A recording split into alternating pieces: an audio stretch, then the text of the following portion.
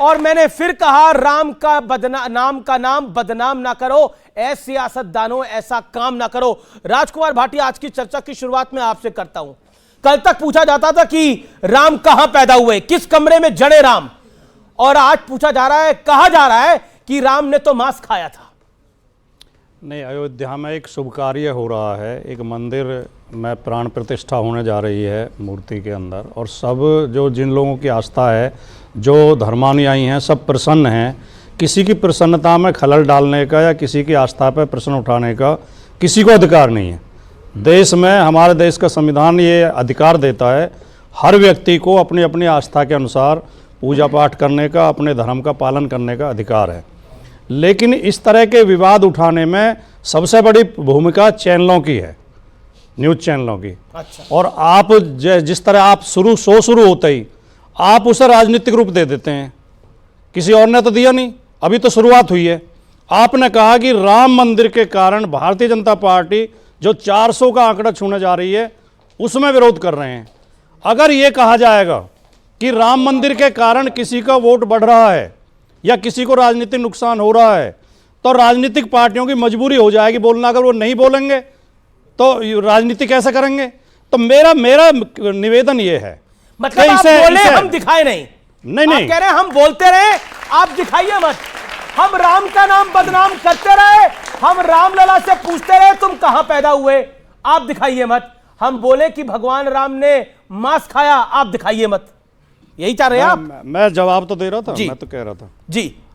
जब ये आस्था का प्रश्न है, जब ये धार्मिक प्रश्न है, जब ये प्रभु का प्रश्न है, तो आप भी आस्था और धर्म और प्रभु पे ही बने रहो। ठीक है, आप राजनीति पे क्यों जाते हो? किसी राजनीतिक व्यक्ति ने ये नहीं कहा कि इससे हमारी वोट घटेंगी या किसी की वोट बढ़ेंगी या बढ़नी चाहिए, घटनी चाहिए। ये तो आपने उठाया, मैंने इसलिए प्रश्न उठाया कि चैनलों को भी डिबेट करते समय थोड़े धैर्य का, थोड़े अनुशासन का पालन करना चाहिए, अनुशासन का और इसको राजनीतिक रूप नहीं देना चाहिए। लेकिन नेता बोले गम का दिन है, कोई बोले हिंदू धर्म धोखा है, नहीं, वो सब अनुशासन और धैर्य का पालन कर रहे हैं। सुधांशु त्रिवेदी, आप बीजेपी के मिशन को बूस्टर डोज देने के लिए राम का नाम यूज कर रहे हैं, पॉलिटिकली यूज कर रहे हैं। देखिए, मैं भाटी जी की एक बात पे कहना चाहूंगा, क्या विचित्र तर्क है। एक समाजवादी पार्टी का महासचिव कैमरे के सामने बोलेगा और फिर कहेगा कि वो राजनीतिक रूप कोई और दे रहा है। समाजवादी पार्टी का सबसे सीनियर सांसद शफीकुर रहमान बर्क मीडिया के कैमरे के सामने आके बोलेगा और फिर कहेंगे राजनीतिक रूप को और दे रहा है। जितेंद्र अवार्ड एनसीपी के बड़े नेता हैं, मीडिया के कैमरे के सामने बोलेंगे, और तो मैं इन दोनों को उत्तर देना चाहता हूं। तेजस्वी यादव मीडिया के कैमरे के सामने बोलेंगे, भरी सभा में जहां दर्जनों मीडिया के कैमरे लगे, और फिर कहेंगे हमको राजनीतिक रैली में बोलेंगे और कहेंगे हम राजनीतिक रूप दे रहे हैं। तेजस्वी जी से पूछता हूं, उन्होंने कहा कि भाई जब तब जरूरत पड़ेगी तो अस्पताल जाओगे कि वहां, तो मैं उनसे पूछना चाहता हूं, पहली बात तो लालू प्रसाद यादव जी जब जेल से बाहर आए थे, याद करें, सबसे पहले कहां गए थे? हनुमान जी के मंदिर गए थे, अस्पताल नहीं गए थे। फिर भी भाई अस्पताल से तो मंदिर ऊपर है, और ये मैं सब प्रमाण बोल रहा हूं। ये बताइए, जब दवा काम करना बंद करती थी, डॉक्टर क्या कहता, आप दुआ करिए जाके। और अब मैं जो उदाहरण कोट करने जा रहा हूं, इंडी गठबंधन वाले में किसी के औकात हो तो बोल के दिखाए। जहां दवा काम नहीं करती है वहां पे धार्मिक चमत्कार से वो ठीक हो जाता है। मदर टेरेसा को सेंटहुड इस आधार पे मिला है कि 2 लोगों की बीमारी बगैर ट्रीटमेंट के उनकी आत्मा ने प्रार्थना से ठीक कर दी। अब बताइए, अस्पताल ऊपर है या प्रार्थना ऊपर है? अब औकात हो तेजस्वी यादव जी की या इस इंडी गठबंधन में किसी की, तो इस पे सवाल उठाए, अन्यथा सारा ज्ञान सिर्फ हमको देने के लिए है। जी, क्या आपको लगता है कि जानबूझकर कोई बयान नहीं देता? मैं आपकी बात को ऊपर रखता हूं, कई बार गलती से निकल जाता है, पब्लिक ग्लेयर में निकल जाता है, पॉलिटिकल रैली में निकल जाता है, लेकिन आखिरकार ये बयानबाजी रुक क्यों नहीं रही है, थम क्यों नहीं रही है? अगर राम सबके हैं, आप कहते हैं हम भी राम के हैं और हमारे भी राम है, बिल्कुल राम सबके हैं, आपके, मेरे, इन सबके, करोड़ों दर्शकों के और 140 करोड़ हिंदुस्तानियों के, और दुनिया भर में बहुतों के राम है। इंडोनेशिया में राम है, और कहां का राम है मुझे आपको बताने की आवश्यकता नहीं है। थाईलैंड में राम है, कहां का राम है। लेकिन आज एक सवाल खड़ा होता है कि मान लिया बात कि आप ऐसा नहीं करना चाहते, लेकिन ये गलती अगर हो रही है तो इसको दुरुस्त भी तो किया जा सकता है। देखिए, मैंने शुरू में ये कहा कि आस्था पर किसी को प्रश्न नहीं उठाना चाहिए, किसी की आस्था का अपमान नहीं करना चाहिए। और मेरी पार्टी की भी ये लाइन है, राष्ट्रीय अध्यक्ष जी ने, हमारे अखिलेश यादव जी ने कहा है कि किसी को किसी धर्म और जाति पर टिप्पणी नहीं करनी चाहिए हमारी पार्टी के कार्यकर्ता को जी। लेकिन मैं बहुत जोर दे के इस बात कहना चाहता हूं कि आस्था और मूर्खता का फर्क समझते रहिए।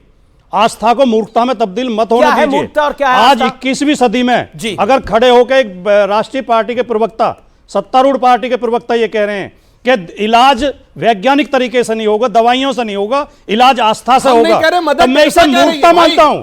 ये पोप मैं ने इसे, कहा, मैंने कोई नहीं भी कहा कहे, है। कोई आपने वो सिद्ध किया कि ऐसा अरे होता है। मतलब आप मान कि रहे जब- मदर टेरेसा का देखिए सेंटूट सुनिए, गलत है? अब मैं अपनी मदर बात टेरेसा का करता हूं। सेंटूट मैं गलत है, अपनी बोलिए बात ना। करता हूं। दुनिया में अच्छा एक बात बताइए, ये स्वामी प्रसाद मौर्य मूर्खता कर रहे हैं या ये चतुराई कर रहे हैं? कौन सी बात, स्वामी प्रसाद मौर्य कौन सी बात पे? हिंदू धर्म धोखा है।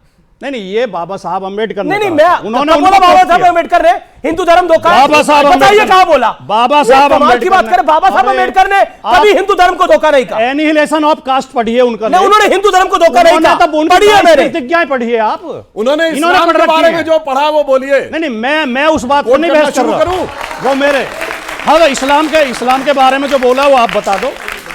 लेकिन मैं कहना ये चाहता हूं, देखिए सुनिए, देश में या दुनिया में जितनी गंभीर बीमारियां आई, चाहे पोलियो हो, चाहे चेचक हो, चाहे अभी कोरोना आई, चाहे और बीमारी थी, उन सब की दवाइयां विज्ञान ने खोजी है। प्रार्थनाओं से, मंत्रों से कोई बीमारी ठीक बिल्कुल नहीं हुई सही है बात। और ना होती है। चेचक के लिए हम हमेशा उसे माता कह के पूजते रहे, उसके लिए हम प्रार्थना करते रहे, पूजा पाठ करते रहे, लेकिन चेचक का टीका जब डॉक्टर जेनर ने उसकी खोज की, उससे चेचक खत्म हो गई, पोलियो खत्म हो गया दुनिया से, उसे हम ग्रहण बताते रहे। कहना क्या चाह रहे हैं आप? इस कि बात आप हम ये तेजस्वी कहना यादव का चाहते समर्थन हैं, कर रहे हैं। हम ये आप कहना, तेजस्वी यादव का समर्थन कर रहे हैं कि राम मंदिर की जगह अस्पताल होना चाहिए था। तेजस्वी यादव ने ये नहीं कहा। फिर क्या कहा उन्होंने? तेजस्वी यादव ने ये कि कहा राम मंदिर जाओगे या अस्पताल तेजस्वी जाओगे? यादव ने ये कहा कि मंदिर, अगर राम मंदिर जाएंगे तो अस्पताल जाने की जरूरत ही नहीं पड़ेगी भाई। तेजस्वी यादव ने ये नहीं कहा, आप गलत कोट कर रहे हैं।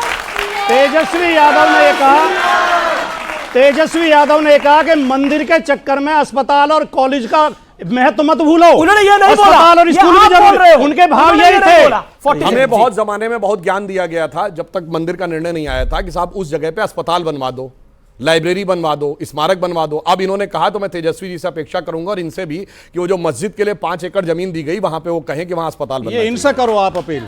अरे अब नहीं, अब अस्पताल से ऊपर मस्जिद है मगर मंदिर से ऊपर अस्पताल है, ये है असलियत। जी अब मैं महंत जी के पास जाता हूं। महंत जी, ये एक नई फिलॉसफी आ गई है कि देखिए विज्ञान सब कुछ है, इसलिए भगवान राम का मंदिर अगर बन भी रहा है तो कोई बड़ी बात नहीं है। लेकिन 550 साल ये बाद ये मंदिर बन रहा है। जो लोग पूछते थे कि राम की मां ने राम को कहां जड़ा, कोट अनकोट, कांग्रेस के नेता ने ये बोला, मैंने नहीं बोला, कि राम की मां ने राम को किस कमरे में पैदा किया। आज उसी गठबंधन के नेता कह रहे हैं, इंडिया अलायंस के गठबंधन के नेता कह रहे हैं, जो कांग्रेस के साथ है, आम आदमी पार्टी के साथ है, सपा के साथ है, टीएमसी के साथ है, वो कह रहे हैं कि राम मांसाहारी थे। देखिए बंधु, एक तो हम सब हिंदू समाज के लोग विशेष करके बड़े सहनशील होते हैं और ज़्यादा सहनशीलता मुझे लगता है पलायनता का कारण बन जाती है। मैं तो कहता हूँ राम विरोधियों की हिम्मत कैसे पड़ गई ये शब्द बोलने के। मेरे आराध्य को, मेरे इष्ट के बाद में कोई कुछ बोले और वो ठीक ठाक रह जाए, क्या मतलब है? आप मेरे भगवान को गाली देंगे? तो है, मेरे भगवान को आप गाली देंगे? आपको इतनी स्वतंत्रता प्राप्त हो गई है। हम उसका एक तो कठोर निंदा करते हैं और पूरे देश के लोगों से प्रार्थना करते हैं कि ऐसे राम विरोधियों के विरोध में हर थाने में FIR दर्ज होना चाहिए, ऐसे लोगों को जेल के अंदर होना चाहिए, ऐसे राष्ट्रद्रोहियों को बाहर रहने का कोई अधिकार नहीं है। भगवान श्री राम का मंदिर किसी दया पर नहीं बन रहा है, सच के आधार पर बन रहा है। रुक करता हूं, मेरे साथ साजिद रशीदी साहब हैं। रशीदी साहब, पॉलिटिकली क्या आपको लगता है कि बीजेपी इसको ज्यादा बड़ा इशू बना रही है या विपक्ष, मैं एक शब्द यूज कर रहा हूं जिसको मैं ज्यादा यूज नहीं करता, विपक्ष अपनी मूर्खता और गलती से इसको बड़ा बनवा रहा है? देखिए, ये राम मंदिर का जो इशू है हमेशा से राजनीतिक इशू रहा है, हर आदमी जानता है, पूरी दुनिया जानती है। हमेशा से क्यों? और बीजेपी इसको किस तरह से राजनीतिकरण इसका कर रही है, तमाम साधु संतों की ये बात कहने के बावजूद कि मोदी जी जो प्राण प्रतिष्ठा करने जा रहे हैं जी। वो अच्छा नहीं है, वो शुभ नहीं है। साधु संत कह रहे हैं, शंकराचार्य तक कह रहे हैं इस बात को, और ये भी कह रहे हैं कि राम मंदिर जो हो रहा है वो अभी आधा अधूरा है, उसकी प्राण प्रतिष्ठा अभी नहीं हो सकती, थोड़ा ठहरना चाहिए उसके लिए। लेकिन फिर भी हो रही है, तो ये राजनीति है। दूसरी बात, आपने बोला कि बीजेपी हमेशा से ही राजनीति इस पर करती आई है। Yes. और राम ने नहीं, आपने एक वर्ड यूज करा, राम मंदिर हमेशा से ही राजनीति का मुद्दा रहा है। कब से राजनीति का मुद्दा रहा है? जब से दो पे थी, जब से दो पे थी। जब से ये दो पे थी उस वक्त से इनका राजनीतिक मुद्दा है। ये जिस जगह के लिए ये लोग लड़ रहे थे कि साहब यहाँ राम पैदा हुए हैं, ये गर्भगृह है जी, वो गर्भगृह की जगह अभी भी खाली पड़ी है, वह मंदिर नहीं बन रहा है। उस जगह अरे सुनो मेरे भाई, क्यों सुने? शांति रखो, क्यों सुने बताओ ना। शांति रखो, सच्चाई नहीं, वो आप सामने व्याख्या आएगी। नहीं कर सकते, क्यों सुने? सच्चाई सामने हम आएगी तो बताएंगे राम पैदा कहाँ हुए, आप बताओगे। अब देख लीजिए, आप मोहम्मद साहब को बताओ ना, सच कहाँ इतना पैदा ही हुए कड़वा थे? होता है। राम कहाँ पैदा हुए हम बताएंगे, आप भाई थोड़ी मैं बताओगे। ये नहीं कह रहा हूँ राम कहाँ पैदा हुए हैं, फिर? मैं नहीं कह रहा हूँ इस बात को। आप समझ ही नहीं आप रहे, थोड़ी तय करोगे। आप कान खोल के सुनिए, किसी दिमाग के हाजिर भाग करके में सुनिए। पहुंचे उस हिसाब से बात करें। दोनों तरफ। जिस जगह पर ये लड़ाई थी, जहां बाबरी मस्जिद का तीसरा गुंबद था, वहां ये लोग कहते थे कि ये गर्भगृह है, बीच का गुंबद। मैं तीसरा गुंबद उसी को कह रहा हूं, बीच का गुंबद ये गर्भगृह है। उस गर्भगृह को मंदिर में शामिल नहीं किया गया। आज भी वही बन रहा है क्या? क्या ये राजनीति नहीं है? अच्छा, आप बताइए मुझे, क्या ये जिस जगह पे लड़ाई थी कि साहब ये नहीं, गर्भगृह देवबंदी है, ऐसा झूठ तो नहीं फैलाना उस चाहिए जगह आपको। को जब राम मंदिर में शामिल वही है, नहीं किया गया, तो क्या ये राजनीति- स्वामी जी, सुन लीजिए, सुन लीजिए। नहीं आपने बोला नहीं, 2 मिनट गलत 2 मिनट भाई, बोला, बिल्कुल इन्होंने गलत बोला ये बात शुभ है। घड़ी नहीं है, अब ये ये कोई शुभ बात घड़ी नहीं। नहीं है।